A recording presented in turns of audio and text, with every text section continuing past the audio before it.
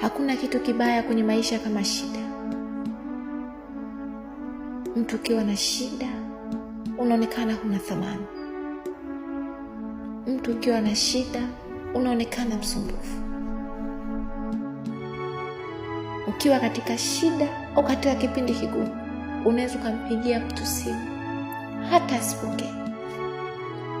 Na wewe inawezekana huna lengo baya, unataka tu kumsalimia, lakini kwa sababu anakuona huna maana kwenye maisha yake, hapokei simu yako, maana anajua utamwomba kitu. Shida imenifanya mimi nitengane na marafiki zangu, ndugu wa karibu, wakati mwingine hata familia kukaa mbali nami kwa sababu ya shida.